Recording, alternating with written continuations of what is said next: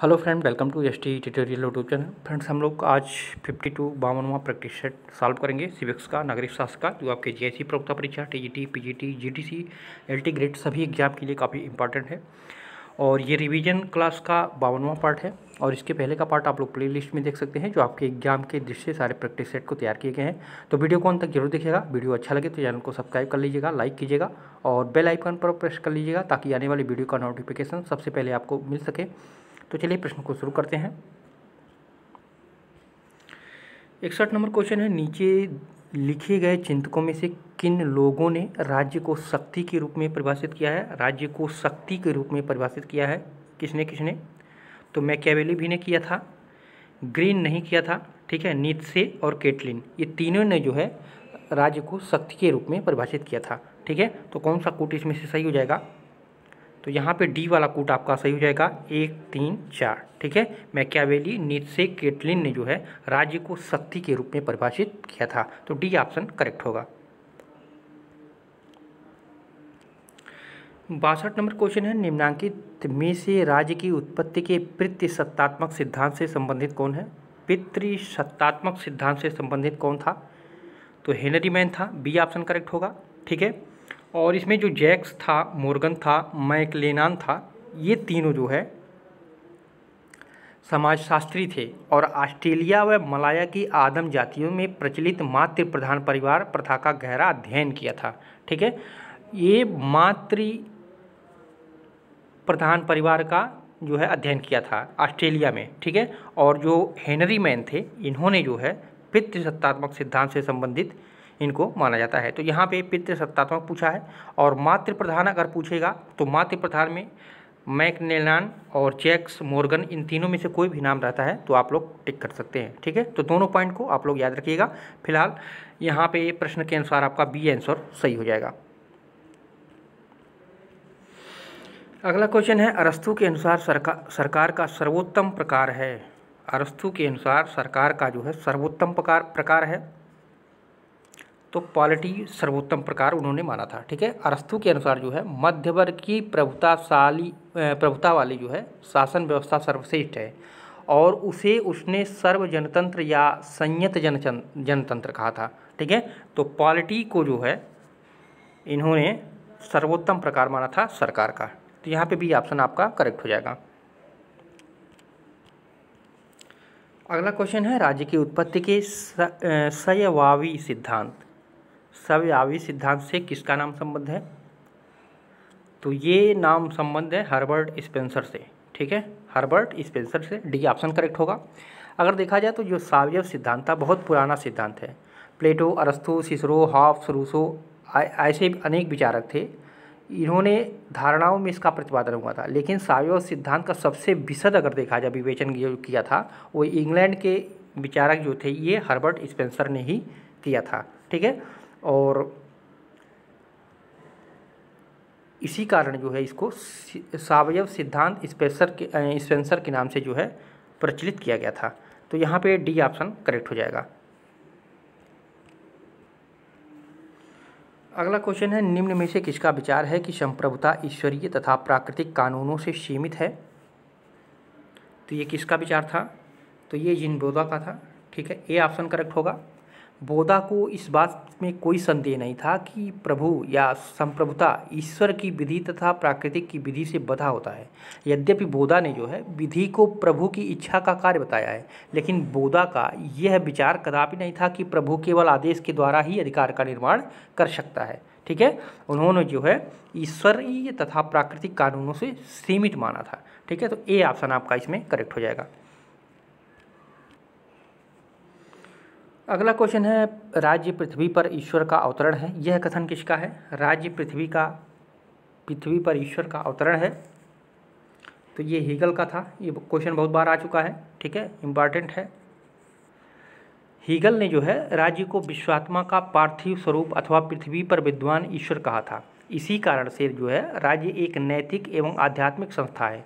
नैतिकता तथा विधि निर्माण सभी कुछ राज्य के अंतर्गत आते हैं। ठीक है, तो यहाँ पे भी ऑप्शन आपका करेक्ट हो जाएगा। अगला क्वेश्चन है, निम्नलिखित में से कौन निरंकुश राजतंत्र का समर्थन करता है? निरंकुश राजतंत्र का समर्थन कौन करता है? तो ये हॉब्स करता है। ए ऑप्शन करेक्ट होगा। ठीक है, सामाजिक समझौते के द्वारा जो है हॉब्स निरंकुश राजतंत्र राज्य की स्थापना करता है। किसके द्वारा? तो सामाजिक समझौते के द्वारा। इसको भी आप लोग याद रखिएगा। ये भी प्रश्न पूछता है कि निरंकुश राजतंत्र की स्थापना किसके द्वारा किया गया? तो सामाजिक समझौते के द्वारा किया गया। किसके द्वारा? हॉब्स के द्वारा। तो तीनों पॉइंट यहाँ पे याद रखिएगा। ये ऑप्शन आपका इसमें करेक्ट हो जाएगा। अगला क्वेश्चन है, नव प्रत्ययवाद का प्रतिपादक कौन नहीं है? नव प्रत्ययवाद का प्रतिपादक कौन नहीं है पूछा है। तो कांट नहीं था। ठीक है, टी.एच. ग्रीन, बोसांके और ब्रैडले ये जो है नव प्रत्ययवादी विचारक माने जाते हैं। ठीक है, कांट को नव प्रत्ययवादी विचारक नहीं माना जाता है। ठीक है, तो ये नाम याद रखिएगा, ये पूछा भी जाता है कई बार। टी.एच. ग्रीन, बोसांके और ब्रैडले ये जो है नव प्रत्ययवाद के विचारक माने जाते हैं, और कांट जो है नव प्रत्ययवाद का विचारक नहीं था। यहाँ पे नहीं पूछा है आपसे प्रश्न में, तो सी ऑप्शन करेक्ट होगा। अगला क्वेश्चन है, यहाँ पे खाली स्थान है। यदि लेवियाथन इतिहास के कुंजी के रूप में व्यर्थ है तो यह राज्य के सिद्धांत के किस रूप में निष्फल है? यह कथन किसका है? तो ये कथन था C.E. वाहन का। ठीक है, बी ऑप्शन करेक्ट होगा। वाहन जैसे एक आलोचक ने टिप्पणी किया था, इन्होंने ये टिप्पणी किया था, परंतु यदि लेवियाथन इतिहास की जो है कुंजी के रूप में व्यर्थ रचना है तो राज्य के सिद्धांत के रूप में यह निष्फल प्रयास है। समझौते द्वारा संगठित समाज किसी भी तरह समाज नहीं कहा जा सकता। परिणाम यह है कि जहाँ तक राजनीतिक चिंतन के महत्वपूर्ण विकास का संबंध है, लेवियाथन या हॉब्स का सिद्धांत फलहीन है। यह ऐसा विभत्स मिश्रण है और रहेगा जो कदापि अपनी किस्म का प्रसार नहीं कर सकेगा। तो ये इन्होंने जो है एक व्यंग्य दिया था या आलोचना किया था हॉब्स के लेवियाथन का। ठीक है, तो C.E. वाहन ने जो है इसका जो है टिप्पणी किया था, आलोचना किया था। ठीक है, लेवियाथन नामक पुस्तक की। ठीक है, तो बी ऑप्शन आपका करेक्ट हो जाएगा। अगला क्वेश्चन है, यह किसका मत था कि शासकों को संपत्ति का स्वामी नहीं होना चाहिए? यह किसका मत था कि शासकों को संपत्ति का स्वामी नहीं होना चाहिए? तो ये प्लेटो का मत था। ठीक है, संरक्षकों, दार्शनिक शासक या सैनिक वर्ग के लिए, दोनों के लिए कि हेतु व्यक्तिगत संपत्ति का उन्मूलन प्लेटो के साम्यवादी सिद्धांत का एक प्रमुख तत्व है। संपत्ति की लालसा शासकों को पतित करती है, उन्हें स्वार्थी बनाती है, राज्य की एकता को नष्ट करती है एवं न्याय के संचालन के मार्ग में अनेक गंभीर बाधाएं पैदा करती हैं। ऐसा बताया था किसने? तो प्लेटो ने बताया था। किसके लिए? शासकों के लिए। शासकों को संपत्ति का स्वामी नहीं होना चाहिए। तो बी ऑप्शन आपका इसमें करेक्ट हो जाएगा। 71 नंबर है, वस्तुतः समस्त समाजवादियों तथा साम्यवादियों की जड़ें प्लेटो में विद्यमान है। यह टिप्पणी निम्नलिखित में से किसने दी थी? यह टिप्पणी किसने किया था? तो C.C. मैक्सी ने किया था। ठीक है, ए ऑप्शन करेक्ट होगा। मैक्सी का कहना था कि सभी समाजवादी और साम्यवादी धारणाओं का स्रोत प्लेटो के दर्शन में विद्यमान है, अर्थात आधुनिक साम्यवाद के मुख्य स्रोत प्लेटो के साम्यवाद में निहित है। ऐसा टिप्पणी किया था C.C. मैक्सी ने। ठीक है, किसके लिए? प्लेटो के लिए। तो ए ऑप्शन आपका करेक्ट हो जाएगा। अगला क्वेश्चन है, लॉक ने किस सिद्धांत का समर्थन किया था? लॉक ने किस सिद्धांत का समर्थन किया? तो ये सीमित संप्रभुता का। ठीक है, सीमित संप्रभुता का सिद्धांत का जो है समर्थन किया था। लॉक के अनुसार किसी व्यक्ति जो है समझौते के द्वारा राज्य को अपने संपूर्ण अधिकार समर्पित नहीं करता, अपितु सिर्फ उन अधिकारों को समर्पित करता है जिससे कि प्राकृतिक नियमों के अनुसार जो है सामाजिक व्यवस्था का संचालन हो सके। अतः समझौते के फलस्वरूप उत्पन्न होने वाली संप्रभुता का स्वरूप जो है निरंकुश नहीं है वरन मर्यादित है। इसलिए जो है उन्होंने समर्थन किया था किसका? सीमित संप्रभुता का। ठीक है, सीमित संप्रभुता का इन्होंने समर्थन किया था। बी ऑप्शन सही होगा। अगला क्वेश्चन है, निम्नलिखित में से कौन प्रत्ययवादी या आदर्शवादी विचारक नहीं है? पूछा है, नहीं है। प्रत्ययवादी या कहे तो आदर्शवादी विचारक कौन इसमें से नहीं है? तो आप लोग जानते होंगे बेंथम जी को। बेंथम जी जो है आदर्शवादी विचारक नहीं थे। कांट, हीगल, ब्रैडले एक आदर्शवादी विचारक थे।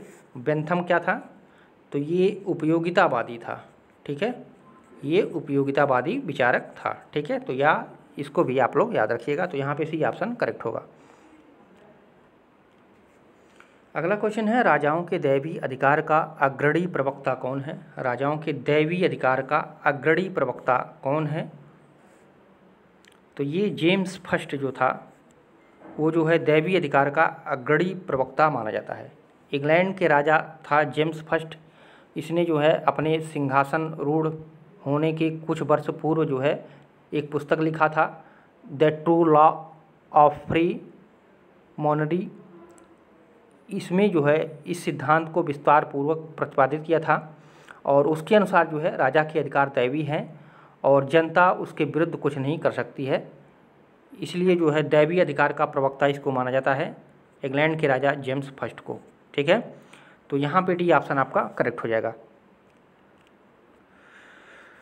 वीडियो को आप सब लाइक और शेयर करते रहिए। ठीक है, और सारे क्वेश्चन हम लोग रिवीजन के तौर पर देख रहे हैं और सभी क्वेश्चन को हम लोग एक दो बार जरूर पढ़ चुके हैं, तो इसलिए आप लोग फटाफट रिवीजन करते रहिए।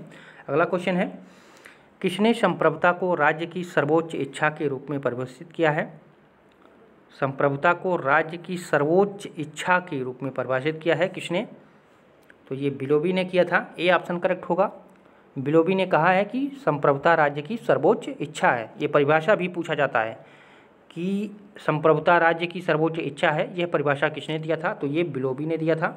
ठीक है, तो प्रश्न को कई बार किसी न किसी तरह से घुमाकर पूछता रहता है, तो प्रश्न को बहुत अच्छे से आप लोग ध्यान देकर पढ़िएगा। तो यहाँ पे ए ऑप्शन करेक्ट होगा। अगला क्वेश्चन है, ऑस्टिन ने संप्रभुता के सिद्धांत का प्रतिपादन किया अपनी पुस्तक, उस कौन सी पुस्तक थी, किस पुस्तक में किया था? तो ये विधि शास्त्र पर व्याख्यान में एक उसकी पुस्तक थी, उसमें इन्होंने किया था। ठीक है, संप्रभुता की व्याख्या करते हुए ऑस्टिन अपनी पुस्तक लेक्चर्स ऑन जूरिस्प्रूडेंस में लिखता था। जूरिस्प्रूडेंस यानी हिंदी में इसको विधि शास्त्र पर व्याख्यान, और इसी में उन्होंने लिखा था, यदि कोई निश्चित श्रेष्ठ व्यक्ति जो ऐसे किसी अन्य श्रेष्ठ व्यक्ति का आज्ञा का पालन करने का आदि नहीं, समाज में बहुत बड़े भाग से अपनी आज्ञा का पालन सहज रूप से कर लेता है, निश्चित श्रेष्ठ व्यक्ति प्रभुसत्ताधारी है और वह समाज, राजनीति और स्वतंत्र है। ठीक है, ऐसा इन्होंने इस पुस्तक में इसका व्याख्या किया था ऑस्टिन ने। ठीक है, तो बी ऑप्शन करेक्ट होगा। अगला क्वेश्चन है, संप्रभुता के सिद्धांत को विकसित करने वाला प्रथम विचारक कौन था? संप्रभुता के सिद्धांत को विकसित करने वाला प्रथम विचारक पूछ रहा है, कौन था? तो वो ऑस्टिन ही था। डी ऑप्शन करेक्ट होगा। बोधा तथा हाब्स, बोधा जो और हाब्स जो हैं दोनों ही स्पष्ट रूप से नहीं समझ पाए कि संप्रभुता राज्य का गुण है, क्योंकि इन दोनों विचारकों ने राजा को संप्रभु समझा था। इसके पश्चात स्पिनोजा तथा रूसो तथा ऑस्टिन ने जो है संप्रभुता के सिद्धांत को विकसित किया था। ठीक है, तो प्रथम विचारक भी माना जाता है ऑस्टिन को। ठीक है, और ये जो बोधा और हाब्स थे ये जो है राजा को संप्रभु समझा था। ठीक है, तो यहाँ पे दोनों पॉइंट को आप लोग याद रखिएगा, दोनों पॉइंट पूछा जा चुका है। बहरहाल इस प्रश्न के अनुसार डी ऑप्शन आपका सही हो जाएगा। अगला क्वेश्चन है, निम्नलिखित में से कौन एक एकीकृत सत्ता की आवश्यकता का बचाव नहीं करता है? तो ये क्रेब था। सी ऑप्शन करेक्ट होगा। क्रेब एक बहुलवादी विचारक था, इसलिए जो है वह एकीकृत सत्ता की आवश्यकता का बचाव नहीं करता था। ये जो है बहुलवादी विचारक था, बहुलवादी विचारक था, इसलिए जो है वो एकीकृत सत्ता की आवश्यकता पर जो है जोर नहीं देता था। तो यहाँ पे सी ऑप्शन आपका सही हो जाएगा। अगला क्वेश्चन है, निम्नलिखित में से कौन एक सही है? तो वैधानिक संप्रभुता सदा निश्चित नहीं होती है, तो ये तो गलत है, निश्चित होती है। ठीक है, ये निश्चित होती है। वैधानिक संप्रभुता अधिकारों को नहीं मानती है, ये भी गलत हो जाएगा। वैधानिक संप्रभुता अधिकारों को मानती है, ये भी गलत हो जाएगा। वैधानिक संप्रभु राजनीतिक संप्रभु की इच्छा के विरुद्ध कार्य नहीं कर सकती, ये सही होगा, डी ऑप्शन। ठीक है, डाइसी के अनुसार जो है जिस संप्रभु को वकील लोग मानते हैं उसके पीछे दूसरा संप्रभु राजनीतिक संप्रभु रहता है।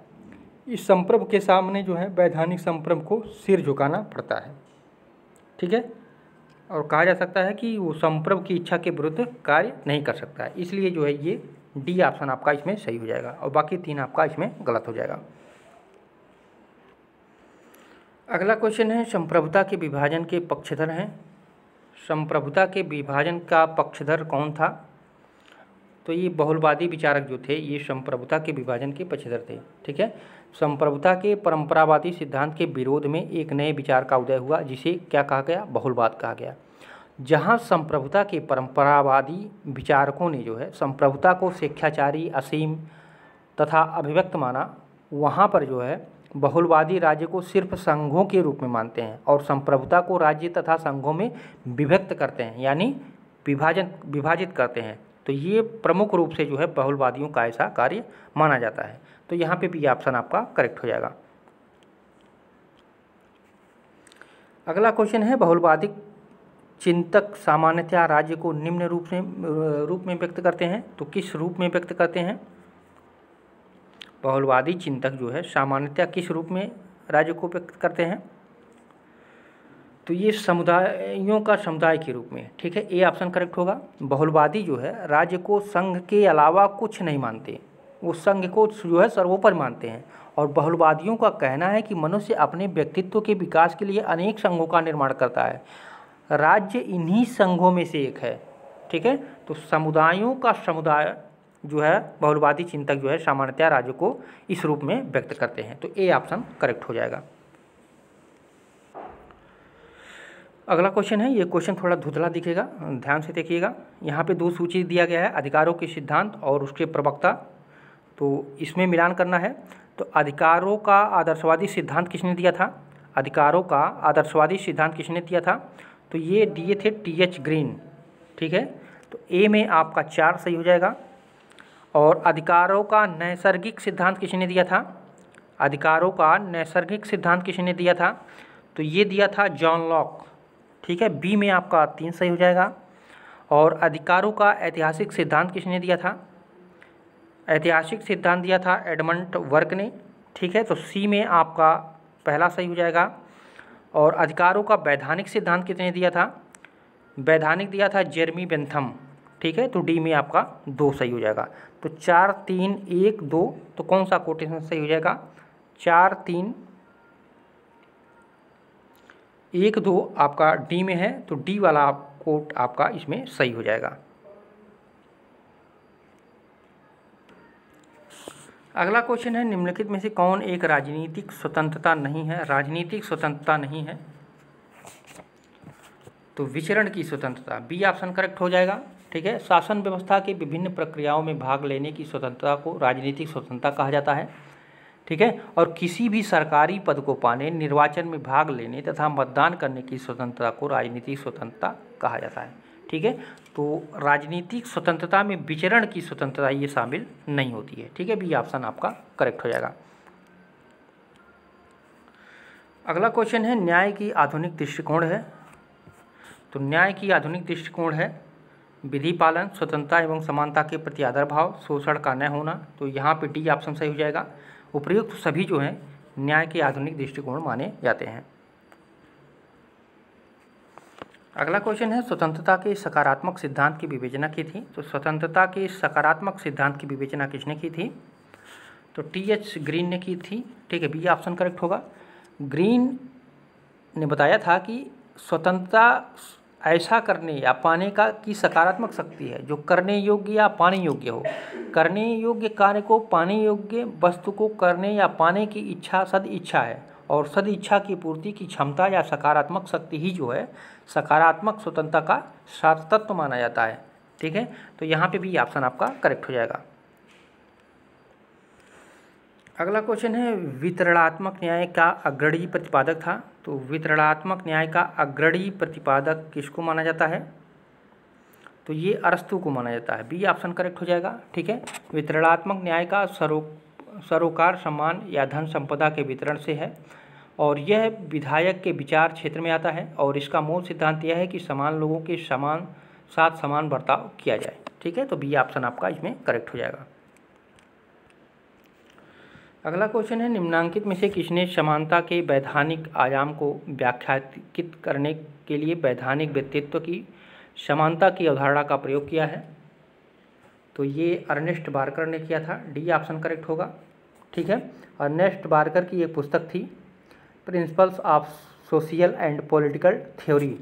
इसको उन्होंने 1951 में दिया था और उसमें लिखा था कि राज्य का मूल सिद्धांत यह है कि वह हमें कानूनी व्यक्तित्व के एक जैसे मुखौटे जो है पहना देता है और हमें चाहे जो भी मित्रताएं रही हों, कानून के समक्ष हम सबका महत्व एक जितना होता है। ठीक है, तो यहाँ पे डी ऑप्शन आपका करेक्ट हो जाएगा। अगला क्वेश्चन है, उदारवाद का आर्थिक औचित्य किसके द्वारा प्रस्तुत किया गया? एडम स्मिथ के द्वारा। डी ऑप्शन करेक्ट होगा। ठीक है, एडम स्मिथ की एक पुस्तक थी वेल्थ ऑफ नेशंस और उसमें उन्होंने व्यक्तिवाद के आर्थिक सुधारों की जो है पुष्टि की थी। ठीक है, तो वेल्थ ऑफ नेशंस ये पुस्तक पूछा भी जाता है। नेशंस ये पुस्तक थी जो है एडम स्मिथ की और इसी में उन्होंने उदारवाद का आर्थिक औचित्य बताया था। ठीक है, तो डी ऑप्शन करेक्ट होगा। अगला क्वेश्चन है, जॉन लॉक को ब्रिटिश क्रांति का सिद्धांतवादी माना जाता है तथा उसका राजनीतिक दर्शन आधारशिला रखता है। तो ये सिद्धांत किसके परिप्रेक्ष्य में है? तो ये उदारवादी राज्य के सिद्धांत की परिप्रेक्ष्य में है। ठीक है, सी ऑप्शन करेक्ट होगा। जॉन लॉक जो है ब्रिटिश क्रांति का सिद्धांतवादी माना जाता है तथा उसका राजनीतिक दर्शन उदारवादी राज्य के सिद्धांत की आधारशिला माना जाता है। ठीक है, इसलिए जो है उदारवादी राज्य के जो सिद्धांत थे उन्होंने जो है ब्रिटिश क्रांति के सिद्धांतवादी माना जाता है और उसका राजनीतिक दर्शन जो है उसका आधारशिला रखा गया था। तो सी ऑप्शन करेक्ट होगा। 90 नंबर क्वेश्चन है, निम्नलिखित में से किस मार्क्सवादी विचारक ने सर्वहारा को प्रजातांत्रिक अधिनायकवाद का विचार दिया? तो ये लेनिन ने दिया था। ए ऑप्शन करेक्ट होगा। लेनिन ने कहा जब सर्वहारा का यह अधिनायकवादी राज्य समाप्त हो जाएगा और सही समाजवादी व्यवस्था कायम हो जाएगी तो लोकतंत्र आ जाएगा। ठीक है, यहाँ पे ए ऑप्शन करेक्ट हो जाएगा। 91 नंबर क्वेश्चन है, मार्क्सवादियों के अनुसार राज्य की उत्पत्ति में किस घटक की भूमिका सर्वाधिक निर्णायक रही? तो ये परिवार की। ठीक है, ए ऑप्शन करेक्ट होगा। उत्पादन के साधन तथा श्रम उत्पादकीय शक्तियों का विकास करते हैं तथा उत्पादकीय जो शक्तियाँ होती हैं उसके साथ कुछ संबंध निर्धारित होते हैं, जो है उत्पादकीय संबंध उसको कहा जाता है। इन दोनों पर उत्पादन प्रणाली निर्भर करते हैं। ठीक है, तो वो कहाँ से निर्भर करती हैं? तो वो परिवार से करती हैं। तो ए ऑप्शन आपका इसमें करेक्ट हो जाएगा। 92 नंबर क्वेश्चन है, निम्नलिखित में से किसे ब्रिटिश फेबियनवाद तथा फ्रांसीसी श्रमिक संघवाद का बौद्धिक शिशु कहा गया है? तो ये कहा गया है श्रेणी समाजवाद को। सी ऑप्शन करेक्ट होगा। ठीक है, श्रेणी समाजवाद एक अन्य रूप है जिसे फ्रांस के श्रम संघवाद तथा इंग्लैंड के फेबियनवाद का विचित्र मिश्रण कहा जाता है। ठीक है, विचित्र मिश्रण या बौद्धिक शिशु कहा जाता है किसको? श्रेणी समाजवाद को। सी ऑप्शन करेक्ट होगा। अगला क्वेश्चन है, किसने यह विचार प्रतिपादित किया कि प्रत्येक गांव पंचायत का गणराज्य होगा? तो ये कहा था गांधी जी ने। ठीक है, डी ऑप्शन करेक्ट होगा। गांधी जी का कहना था कि मेरा ग्राम स्वराज्य का आदर्श यह है कि प्रत्येक गांव एक पूर्ण गणराज्य हो। ठीक है, तो डी ऑप्शन इसमें करेक्ट हो जाएगा। अगला क्वेश्चन है, निम्नलिखित में से एक दबाव समूहों की तकनीक नहीं है। दबाव समूहों की तकनीक नहीं है पूछा है। तो एक विचारधारा का प्रसार, उसमें कोई विचारधारा का प्रचार प्रसार नहीं होता है। सामान्यतः दबाव समूह प्रभाव डालने के लिए निम्नलिखित तकनीकों को अपनाता है, जैसे अनुनय, सौदेबाजी, प्रत्यक्ष कार्रवाई, लॉबी, हड़ताल, बंद घेराव। ये सभी जो है दबाव समूहों की तकनीक मानी जाती हैं। लेकिन ये विचारधारा का प्रसार जो है ये दबाव समूह का तकनीक नहीं माना जाता है। ठीक है।